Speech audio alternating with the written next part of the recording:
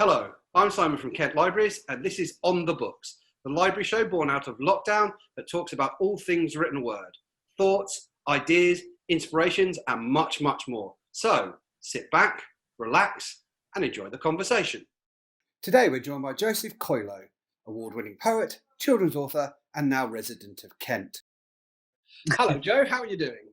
I'm good, Simon. How are you? Yeah, I'm very well, thank you. I'm very well.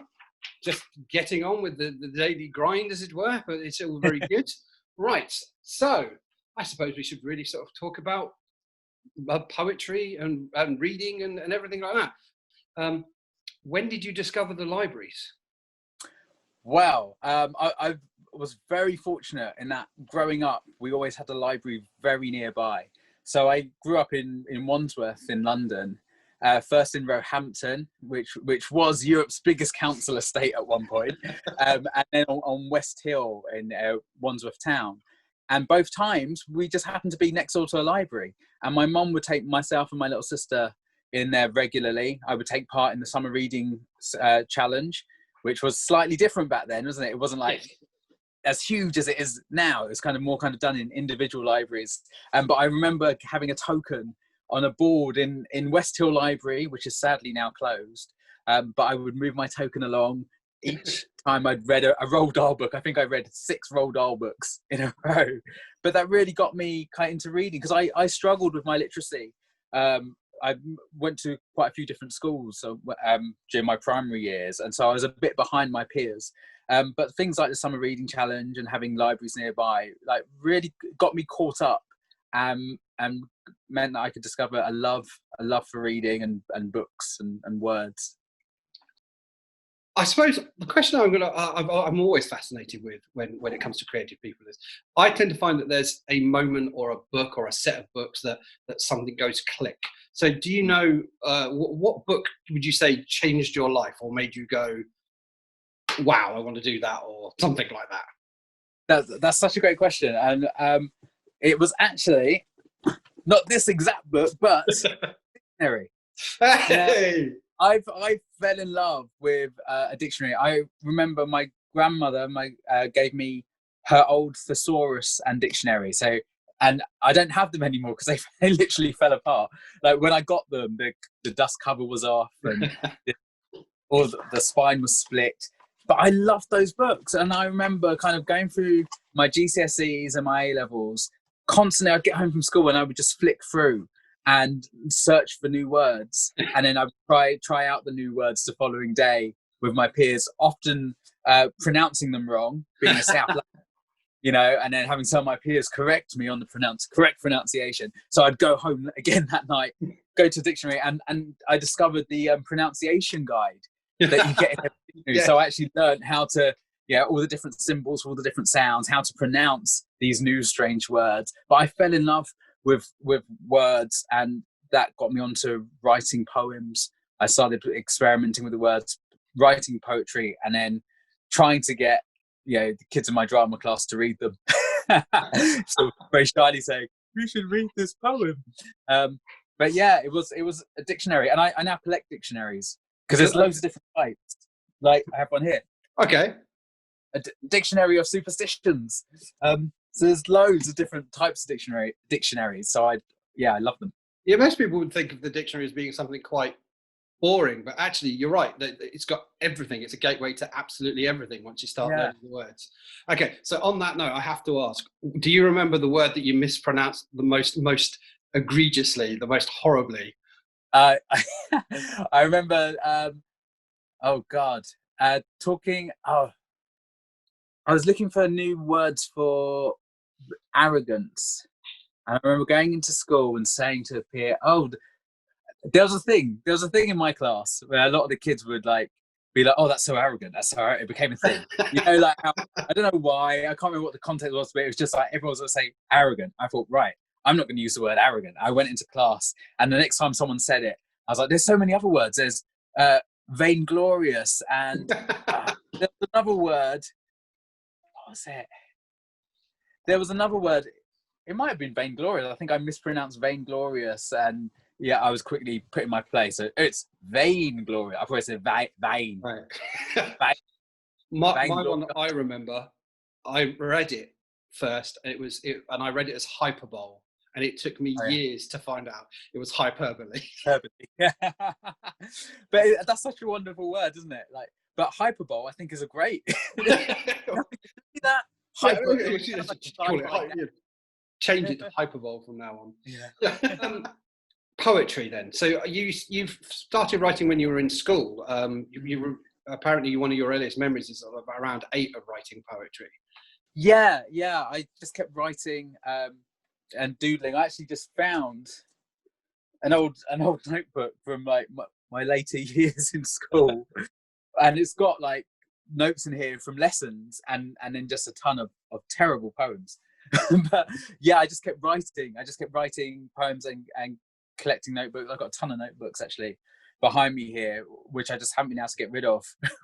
Yeah, I've got tens and tens of notebooks just filled with poems and thoughts and feelings. And I found it a wonderful way a wonderful release. It was a great way to express myself, to write down how you're feeling, and especially I think in your teens or just when you're younger, there's a lot going on. You're learning about yourself, you're learning about your feelings and emotions, and poetry can be a great way to sort of record that process, but also to help you figure out what you're feeling, why you're feeling it. It can be a very healthy way of navigating what can be, a challenging, wonderful, but a challenging time.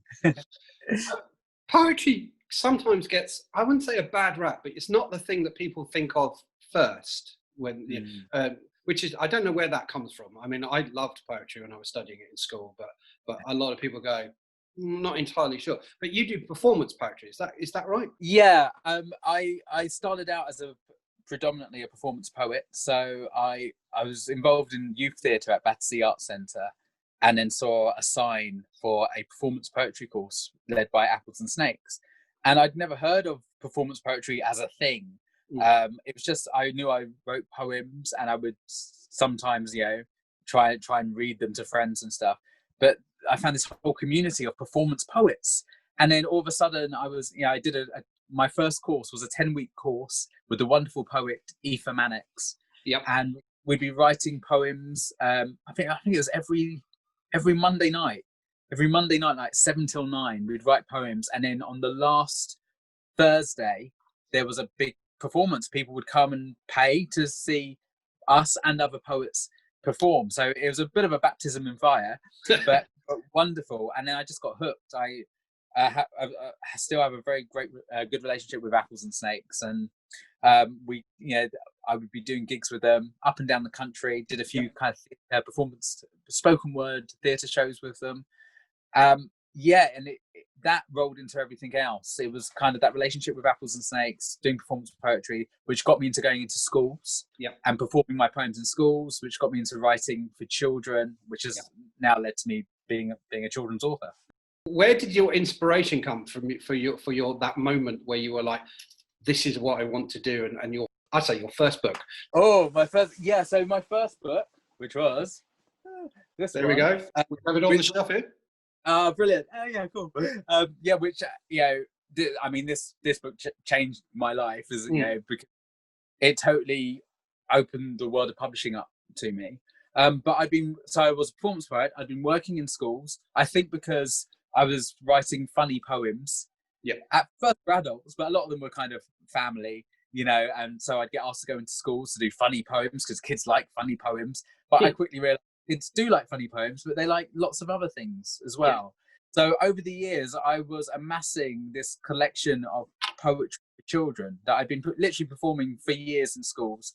It's about 12 years that I'd been performing in schools, building up the collection. And then I started going to the London Book Fair to meet editors and publishers. And I met Janetta Otterbarry, who edited and published this book with Francis Lincoln. And I said, I've got all these poems. And I've been trying to get them published with no success. And we had a meeting, and it got published. And it was great to have those 12 years kind of consolidated into a book. And then luckily that won the CLPE Clipper Poetry Award, which meant it opened the door for publishers thinking, oh, maybe he can write other stuff. Maybe he doesn't just write poetry. So it's been non-stop since, which has been amazing. And I'm now I think my 14th, 15th, and 16th book come out Yes. in the next 2 months. And how goes the production of the 16th book? Is it all going well?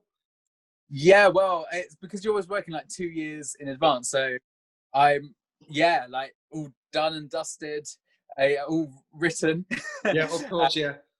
Yeah, and it's been great. I've just finished one actually, which was quite a quick turnaround. In response to the kind of lockdown situation and COVID, called Thank You, which comes out with Francis Lincoln on the 22nd of September.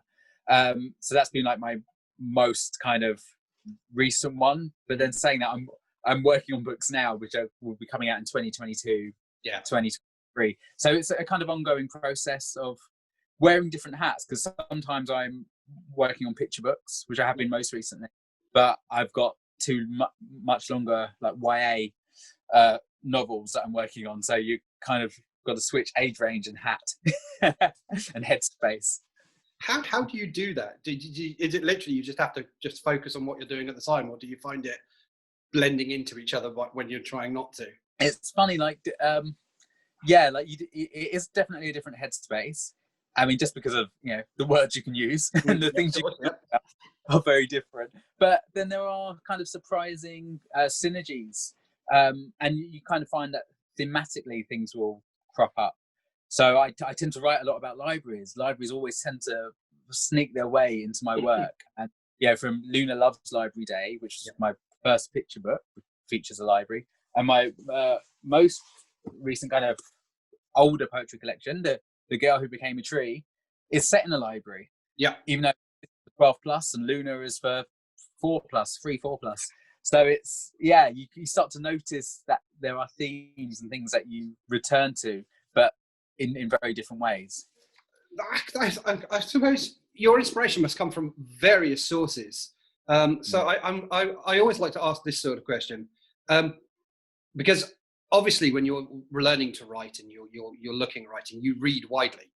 That's how you learn to write. So I have to ask, what author or authors inspire you as a creative person? Oh, wow. David Almond is a great inspiration. I think his writing's brilliant. I really love Patrice Lawrence, like Orange Boy and Indigo Donut. I think are fantastic books. I also read a lot of non-fiction. So I tend to dip into a lot of kind of layman's science books. Right. Yeah, about making quantum physics simple and things like that. I most recently read a kind of collection of essays edited by Jim Al-Khalili about aliens, about the science behind aliens. So talking about SETI, the search for extraterrestrial intelligence.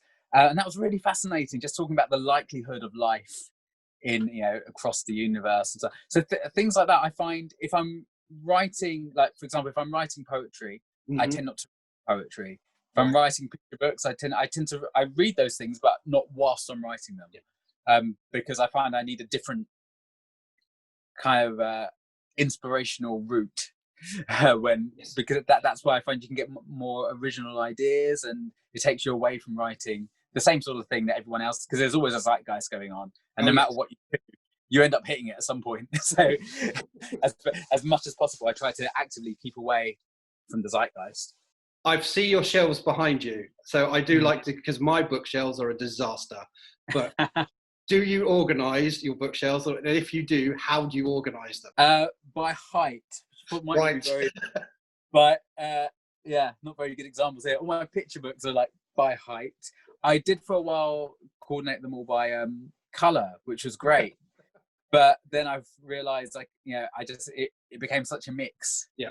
Of like, fiction with non-fiction. And so I've got a bit of a system where I have kind of non-fiction and fiction in sort of this corner. I've got all my picture books behind where you are now. Yeah. All my poetry is in one Billy bookcase. So it's got height. Yeah. That's good. What do you do? Mine is, I did something crazy for a while, which is I tried. So obviously working in a library, you tend to learn to do it by genre anyway. So my bookshelves ended up being by genre at home, but now it's kind of I tried the color thing, but you're right, it gets very, very mixed up. So mine's actually a bit like height as well, but not so. It's like hardbacks on one shelf and paperback. So yeah, a bit like you, but I'm more of a hodgepodge. My bookshelves are covered in bits, and books are stacked in sideways, and I have piles of books on the floor. And this space that you have here is a nightmare because you end up like me amassing lead on it, which is not great when you're dusting. No, it doesn't help, does it? You keep knocking them off for one. Obviously, we're doing this as a Zoom meeting, and the electronic world is now very prevalent. So I do have to ask, in an age of devices, does the written word still have a place, or how do we make it have a place? Oh, I kind of feel like it has even more of a place, because especially with apps and kind of social media, like Twitter and Instagram and things, we have to be so careful now about what we say and how we say it, and just the idea of précising, of shortening, especially with Twitter. Like, I'm constantly trying to cut stuff down. Like, can I get this into a tweet? Which is a really lovely practice, actually, and great for writers for kind of honing skills. So I think it has even more of a place, and we have to be even more sensitive to the written word, as we see with the whole kind of fake news and what we see kind of going on in politics and the media. I think the written word is key. I think it gets muddied because everything is so quick now, and we're such a scrolling content society, and things are sort of flashed, and so what we're missing is that depth, that kind of deep look into words and language, which I feel is just as a shame, because as a poet, like I love language, and I love finding layers within language and delving deeper, and when I'm writing, I'm always trying to do that to reward the careful reader, but so much now is written quickly and written to be consumed quickly that we miss out on that. So yeah, I think it's very significant, but we need to work harder on delving deeper. I have to say, from my background, I equate now as a really terrifying moment. So one of the books that changed my life, and I'm going to ask you what books changed your life, so be prepared for that question. One of the books that changed my life was 1984. Oh yeah. And I read that in my teens, and the whole Newspeak and the whole Newspeak dictionary, and reducing the language down to like the smallest form to stop people thinking, that really worries me now. It's interesting, that, isn't it, when you think about kind of like hashtags and the consequences of things, of kind of what people say, and what we are very, like, rightly so, we're having so many wonderful conversations about kind of the sensitivities of language, which is very needed, but at the same time we're lacking that ability to delve deep into language and to mean what we say, and to be able to say what we mean. Yes, I agree with you wholeheartedly. What book changed your life? What book changed my life?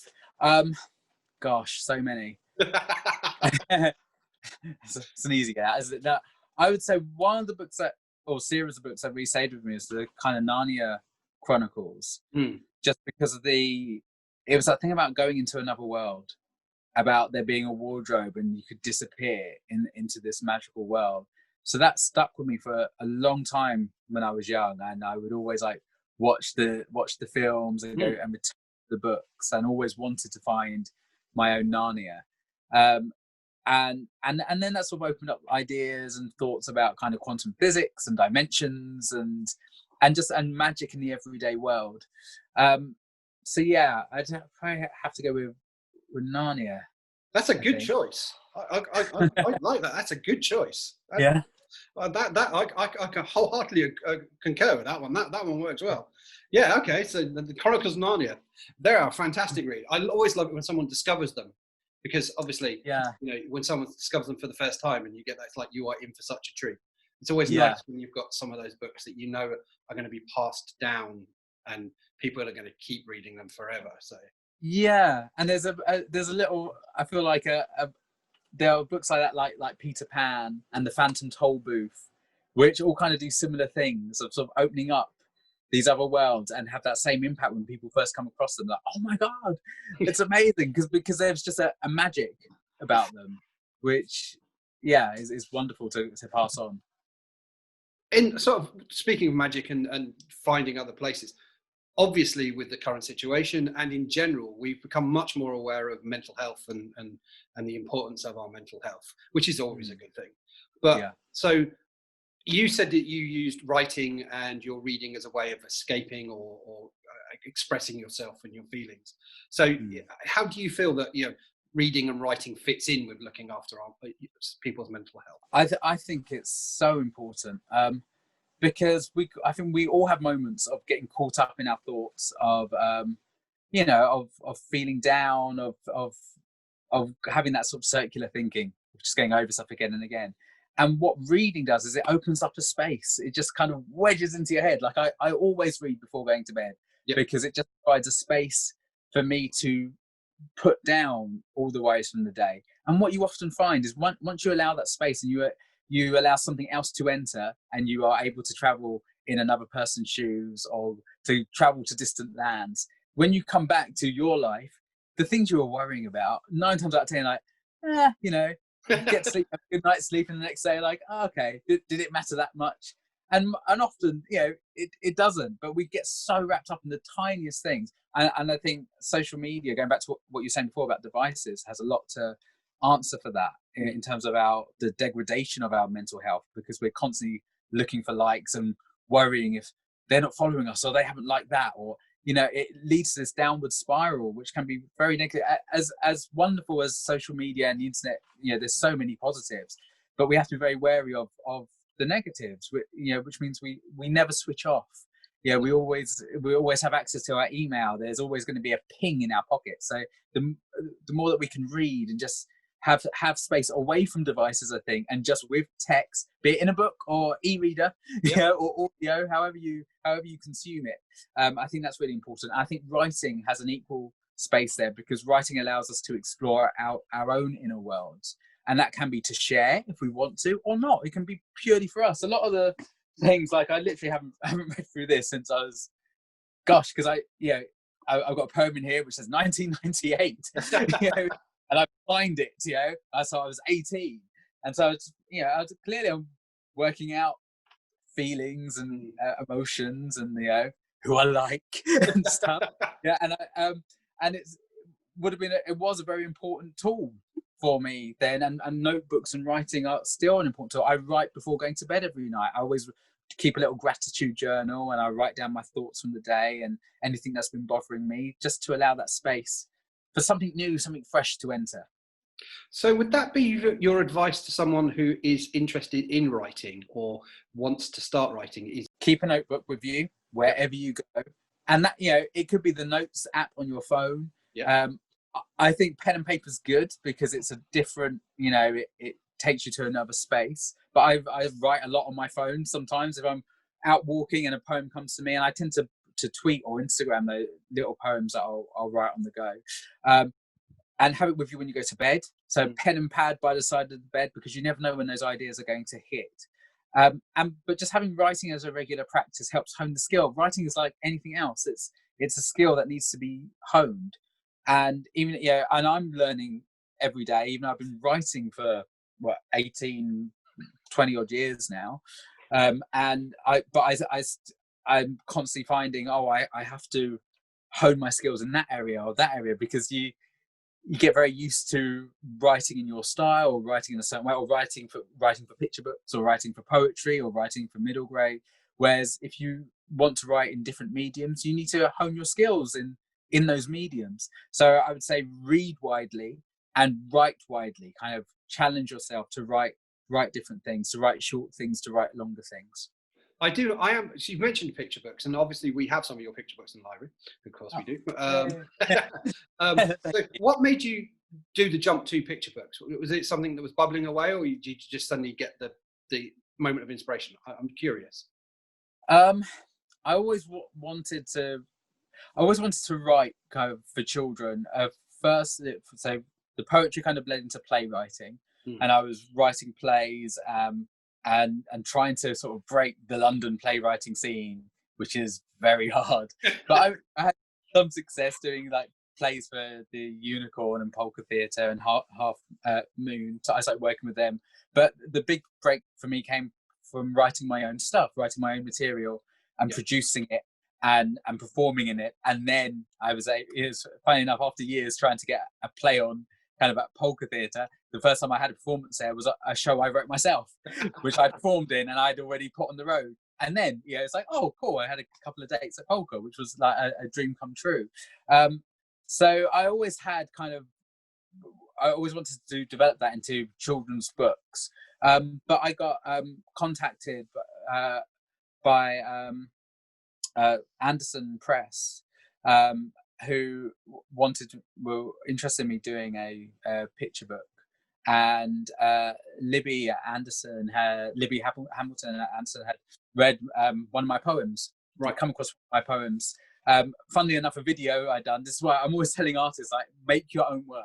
Yeah. Because I think lots of us get stuck in this idea of like waiting for someone to give us opportunities. Yeah. But once I learned to make my own work and to put it out there, I started making poetry videos. So I put a poem called "If All the World Were Paper" onto YouTube, and Libby saw that poem, and off the back of that, invited me in to have a conversation with her about writing a picture book. And from that, Luna Loves Library Day was born, and that totally opened the door to writing more picture books. And I realized that poetry and picture book texts are very similar in that you're in a short space, you're trying to get across an idea and a kind of punch, something to kind of hit the families in a great way, in a really lovely way, but in 500 words or less. So I felt very suited as a writer to picture books. Okay, and my last question to you, and the one that I find daunting, so I want some advice. Oh, yeah. When you're sitting there and you've got something and you've got to start writing and all you've got is the blank screen or the blank page, how do you overcome that? This is a bane, I think.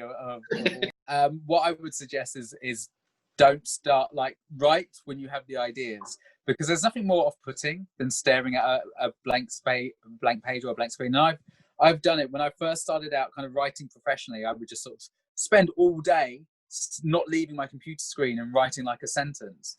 What I do now is I'll go out, I'll go for a walk, I'll read, I'll do something other, and allow time and space for the ideas to come. I also give myself permission to fail. So when what becomes difficult is if you have a contract and there's a short time period and you have to write something, you're contracted, book is expected to be out in sometimes in months' time. Often you get a year. If you allow yourself to fail, take that editor out of your head and just write. One of the best exercises I ever did was through Apples and Snakes, working with Jacob Sam LaRose, who's a wonderful poet. And it'd be like a free writing exercise where you just write for 5 minutes, letting your pen sort of do the walking. And if you don't know what to write, then you write, I don't know what to write, I don't know what to write. And you allow yourself to be totally free and to write gibberish, to scrawl until something comes, and you find like a line might come or a word that is used. So for instance, the other day I was working on a picture book manuscript, and it was quite difficult. It was on quite a difficult theme. And I had lots of false starts. I was writing lots of different versions. And then I went down this road, which was totally wrong for the book. But I write quite a lot, and it was a bit rhymey and a bit silly, and it totally wouldn't have worked. But there was one line which has gone into the final manuscript, which I've sent off. Right. And I would have got there if I hadn't allowed myself the freedom to write. Like, whilst I was writing, I was thinking, it's not going to be this. But I was having fun. I was like, I could use that. And I found like a way in, which was fun, but was totally wrong for the book. But one line came out of 500 words. One line is what opened up the final text. It's amazing how something like that much work can come in, but it's that key that opens up the rest. That's really interesting. So I suppose to wrap this up, what can we expect from you next? Well, What a wonderful question. Thank Yeah. you. So next I've got Zombierella. Right. Well, these are coming out so in order. Yep. This is coming out on the 27th of August, which is my older kind of teen. I call it a story told in poems. It's a verse novel, but it's also a poetry collection. Right. And all the illustrations are done by Kate Milner. So that comes out on the 27th of August. And then on the 6th of September, this is my first middle grade novel called Zombierella, Fairy Tales Gone Bad. So it's the story of Cinderella, but she slips on poo and dies and is turned by the fairy of death, if I can find her, into a zombie. So there she is, being transformed to a zombie, and then gets revenge on her.